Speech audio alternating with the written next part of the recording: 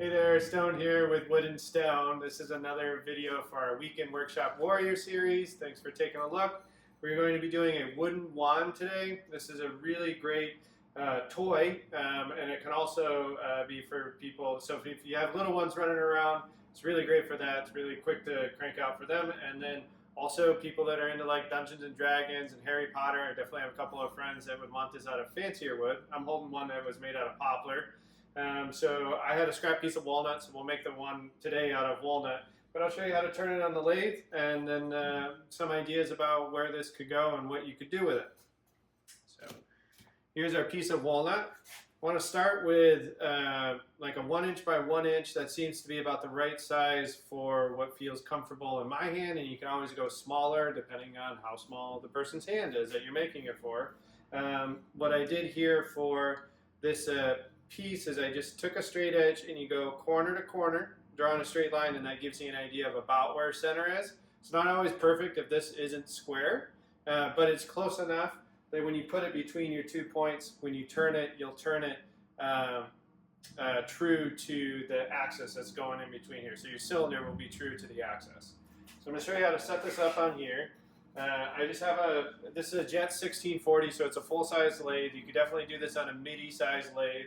And it doesn't have to be Jet, it can be any brand. It's just a normal lathe that can handle something of this size, 12 to 16 inches long. I put the first X on the spur or burr, depending on who you're talking to, which is what I have in the headstock, and then in the tailstock I have a live center. So we're going to go ahead and put this on center there. And then I'm going to, my live center, my tailstock's already locked, so just bring my live center into the center. There we go. Crank this in so it's actually set up. I'm driving that into the spur or burr on the left hand side. And for those of you that don't know, it's your first time seeing a lathe. Basically, this job of the live center over here is to hold it, this piece center to this center over here, but also to push this piece into the spur or burr. That puts the spikes into the bottom of your wood. This being the headstock where the motor's at. When that starts turning, that's punched into the bottom of your wood, and that's what actually turns your wood.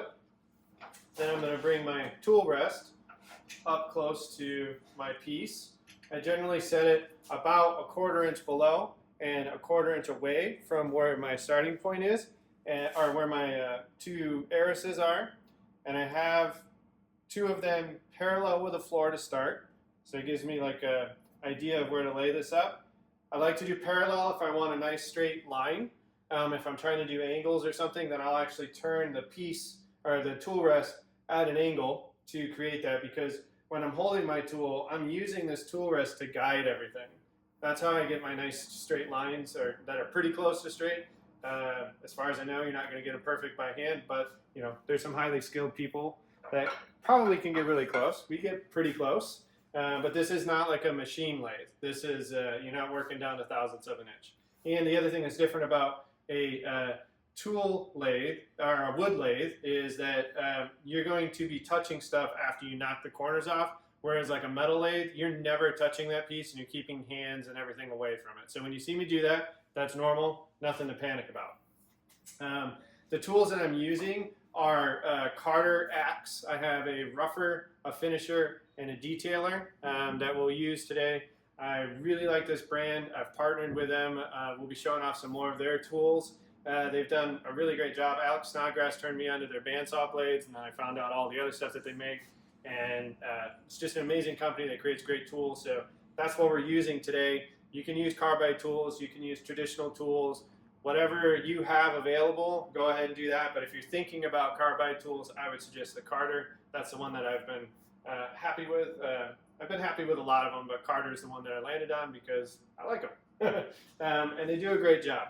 The thing that I really like about them in particular is you can go all the way up to the neck here, and I don't have to worry about how far out I'm extending this past the tool rest. On this project, it doesn't really matter, but when you start getting into bowls and vases, or vases, depending on how fancy your vase is, that's how deep you can push your tool off that rest is going to come into play when you're hollowing out stuff that's deeper.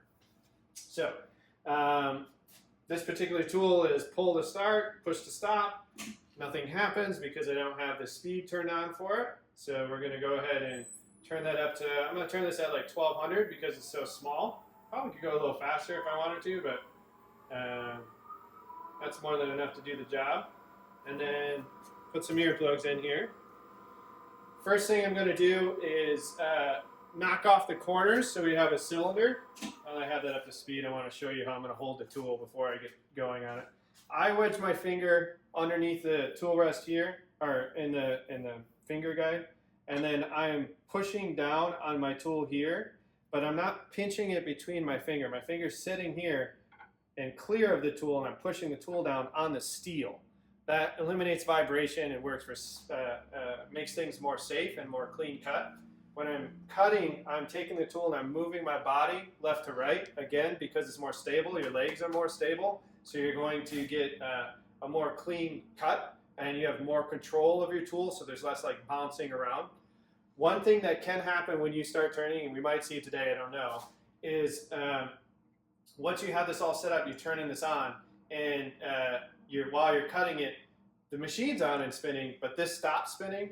That's because it's loosened up, or it doesn't have a good, your spikes down here and your burr, your spur don't have a good grip on your wood. Totally okay. Turn off your machine, reset, get that driven in there so it actually functions properly.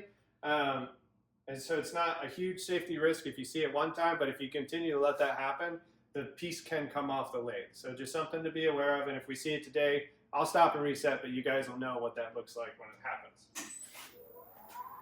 And I'm staying away from down on this end and down on this end. I'm just going to turn in between here, and then I'll cut these pieces off on the bandsaw afterwards. So I'm just going to be working the center, and the rest is going to be scrap.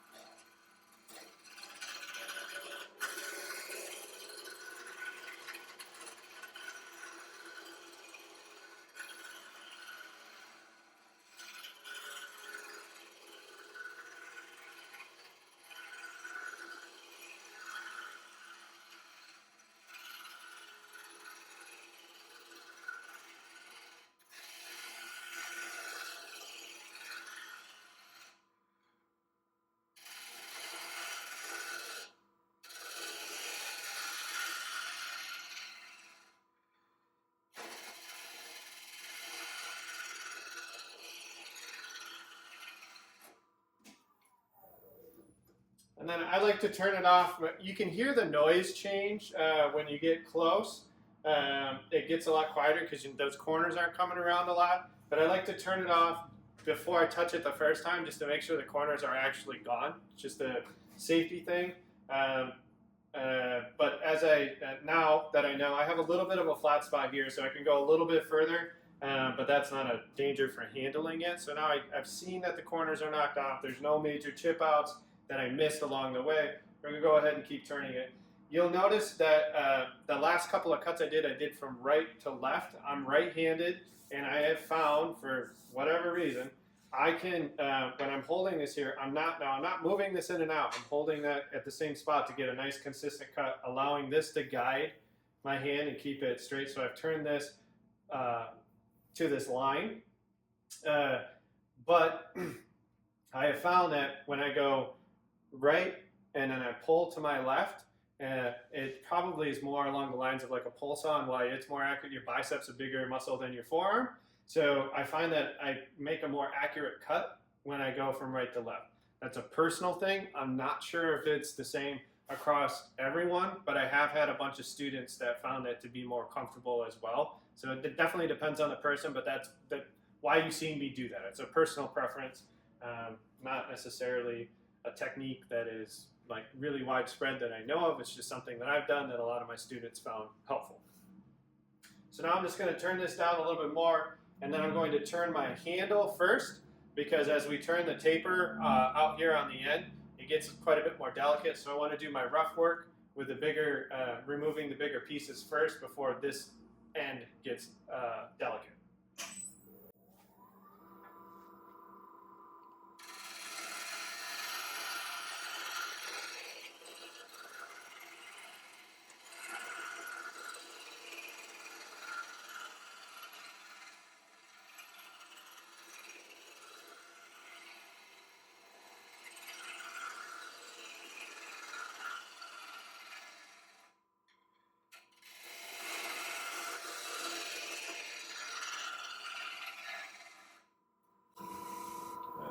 Right. Okay, now we got the rougher done. I'm going to get the detailer out and just do some cool designs. First, we're going to start with the butt, and the motion for the butt is not to push the tool in and then turn it. This is the detailer. We don't want to push it in and turn it. What we want to do is push it in, and then as we're coming out, we create that radius on the butt of, you know, ice cream scoop handles, pizza cutter handles, a wand, the bottom of a wand, anything that you want that butt to not be straight across. This is how I've learned to accomplish it. So I just push this in a little bit, and then as I'm coming back out, creating a little bit of a radius on it. And you can feel it vibrating a little more as you get less and less material.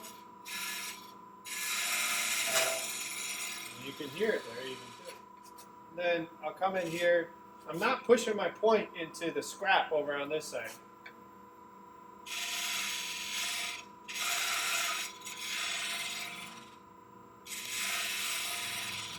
And then we'll do a couple of cool details up here, just for funsies. So my hand's about there.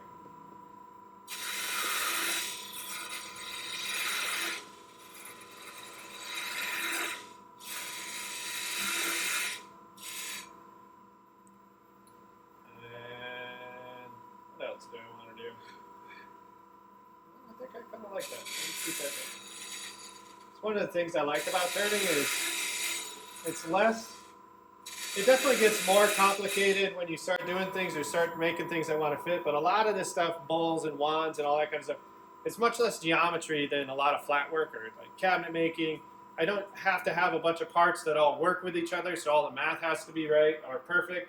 This is kind of more, yeah, that looks about right. And you can create something that looks really cool, or if you mess something up and cut something that you didn't mean to, it's like, you don't have to tell anybody that. Just say, yeah, I meant to do that.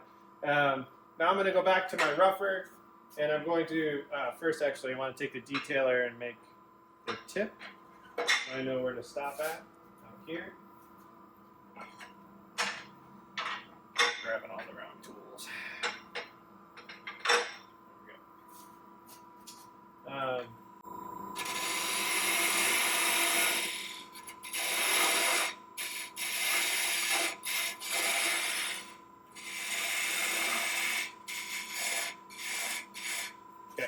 So there's my end that I'm working towards. This kind of gives me a point of reference to, now I'm going to start tapering this. I actually want to just do a slight, I'm going to turn this just a little bit. Move it in, turn it, make sure that corner is clear. I want to get just a slight angle on this so I can get a nice taper. And then what I'll do to get that taper is I'm going to start here, come back, and then I'll go in a little bit further, come back a little bit further, and just keep going until I create that taper that I want to work with. And then once you have the angle, you can, it's easier to eyeball and take it down to the dimension that you want to. And notice, I didn't point it out, I made sure, I spun this with my hand, I made sure that that was clearing before I turned the machine on. Make sure all this is.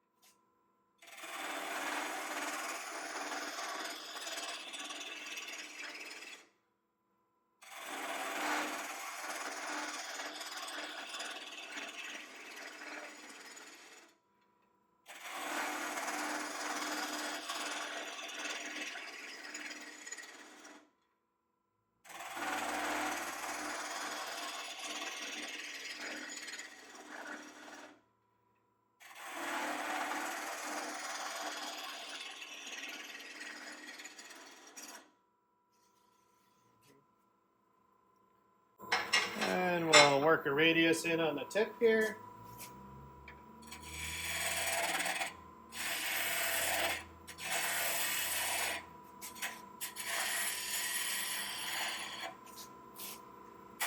And this isn't something that you have to do on all wands, so if it's for like a Harry Potter or Dungeons and Dragons for adults. This is just for little kids that don't know how to follow rules like running around with sharp objects. Make it a not sharp object for the little ones. So I have the everything is roughed in. I'm going to hit it with some sandpaper. I like to use the festival sandpaper with the foam on the back. And the reason is that foam acts as an insulator to my fingers. It's a little bit more expensive, but I think it's worth it for that purpose. And then I get all of my tool rest and everything out of the way so that you want to be thinking when you're working with power tools, if this goes wrong, where is my hand? Where am I at? And so by eliminating this, I've eliminated a pinch point. If you just pull it back, I've definitely had, like your wrist is exposed if it catches, especially on bigger things. So I just like to get it out of the way. And then I'm just going to roughly sand this. Nothing crazy. Clean it up a little bit. And, you know, I left it thick. This is appropriate for a little kid's wand. Or, you know, fun wand. If you want to make, this is what I would suggest starting with a thicker stem on it, I guess you call it. And you can definitely get more delicate later, but this is one delicate is more likely to break. So, just like bowls, when you start turning those, you're going to turn stuff that's thicker around the edges, and then as you get more skilled, you can do more and more thin walls. Same thing here. As you get more skilled, you can do more and more thin things. But as this gets more thin, it'll actually, when you're turning it, you can see it bend, which is probably about the limit of what you want to do. Till you get more skilled, you can figure out other stuff. This is how to get started quickly at the beginning. So what I'm going to do next is I'm just going to go over to the bandsaw, slice these two things off, and then we'll come back here to finish out the video.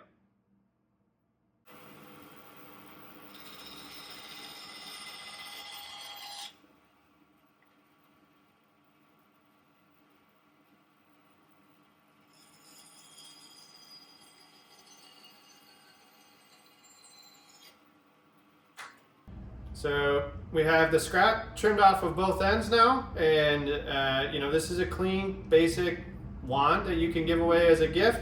This one happened to be out of walnut because that's what I had scrap around the shop. Poplar works great. You can paint these all different kinds of colors. You could put a crystal on the end. I have seen glow in the dark paint on the end.